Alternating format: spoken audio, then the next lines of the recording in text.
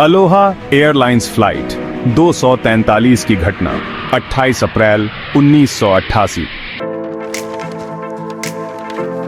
28 अप्रैल 1988 को Aloha airlines की flight 243 हिलों से होनोलुलु के लिए रवाना होने की तैयारी कर रही थी। मौसम साफ था और यात्री एक सामान्य छोटे उड़ान के लिए बोर्डिंग कर रहे थे, जिसने उस दिन पहले ही कई सफल यात्राएं पूरी कर ली थी। टेक ऑफ के लगभग 10 से 15 मिनट बाद एक यात्री ने विमान के शरीर पर एक छोटी दरार देखी, लेकिन उसे रिपोर्ट नहीं किया, यह मानते हुए कि एयरलाइन सुरक्षा के प्रति सतर्क होगी।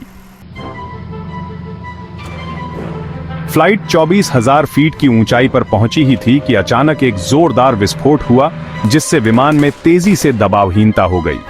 यात्रियों को सांस लेने में मुश्किल होने लगी, उनका सामान इधर उधर उड़ने लगा और उन्होंने देखा कि विमान की छत और दीवारों का एक बड़ा हिस्सा गायब हो चुका था। लगभग 35 वर्ग मीटर का हिस्सा विमान के अगले भाग से टूट गया था, जिससे केबिन का दबाव तंत्र विफल हो गया और ऑक्सीजन की आपूर्ति बाधित हो गई। हालात और बिगड़ गए जब ऑक्सीजन मास्क भी काम नहीं कर पाए।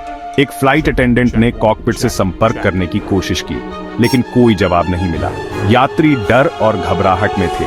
इसी बीच एक फ्लाइट अटेंडेंट मिशेल हालात संभालने की कोशिश कर रही थी, लेकिन हवा की तेज गति और ठंड ने स्थिति और भयावह बना दी थी। कॉकपिट में चुनौतियां। कॉकपिट में मलबे के कारण दृश्यता बाधित हो गई थी। कैप्टन रॉबर्ट शैंटाइम और फर्स्ट ऑफिसर मिमी टॉम्किंस ने ऑक्सीजन मास्क पहनकर स्थिति का आकलन किया और इमरजेंसी डेसेंट का निर्णय लिया। उन्होंने हवाई नियंत्रण से संपर्क किया और विमान को सुरक्षित ऊंचाई यानी 14,000 फीट तक लाने का प्रयास किया। जैसे ही विमान 14,000 फीट पर पहुंचा, यात्रियों को पर्याप्त ऑक्सीजन मिल सकी, लेकिन तब तक ठंड -45 डिग्री सेल्सियस और 500 किलोमीटर प्रति घंटे की गति से बहती हवा यात्रियों के लिए जानलेवा हो रही थी। कॉकपिट के अंदर दोनों पायलटों ने विमान को नियंत्रित रखने के लिए गति को धीमा किया। आखिरी प्रयास और सुरक्षित लैंडिंग। विमान के पहियों की स्थिति भी एक समस्या थी। नाक का पहिया काम नहीं कर रहा था और पायलटों को बैली लैंडिंग यानी विमान को उसके पेट के बल उतारने की संभावना पर विचार करना पड़ा। जैसे ही विमान माउई एयरपोर्ट के करीब पहुंचा, एक ग्राउंड क्रू मेंबर ने पुष्टि की कि नाक का पहिया काम कर रहा है। ये राहत की खबर थी। आखिरकार 1 घंटे 50 मिनट और 13 सेकंड के संघर्ष के बाद विमान सुरक्षित लैंड कर गया। कैप्टन शैंटाइम ने कुशलता से ब्रेक और इंजन थ्रस्ट रिवर्सर का उपयोग करके विमान को धीमा किया। सभी यात्रियों को सुरक्षित निकाला गया, लेकिन कुछ गंभीर रूप से घायल हुए। जांच और निष्कर्ष।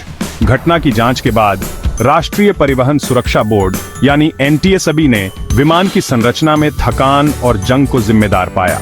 विमान के पुराने होने और अधिक उड़ानों 90,000 उड़ान चक्रों के कारण उसकी संरचना कमजोर हो गई थी। साथ ही जांच में यह भी पाया गया कि अलोहा एयरलाइंस और FAA यानी संघीय उड्डयन प्रशासन ने रखरखाव में लापरवाही बरती थी। महत्वपूर्ण बदलाव। इस घटना के बाद विमानन उद्योग में बड़े सुधार हुए। FAA ने एजिंग एयरक्राफ्ट सेफ्टी प्रोग्राम शुरू किया, जिसमें पुराने विमानों की कड़ी जांच और रखरखाव के नए नियम बनाए गए। इसके अलावा एडी करंट और अल्ट्रासोनिक टेस्टिंग जैसी नई तकनीकों को अपनाया गया, जिससे जांच अधिक सटीक और विश्वसनीय हो गई। निष्कर्ष।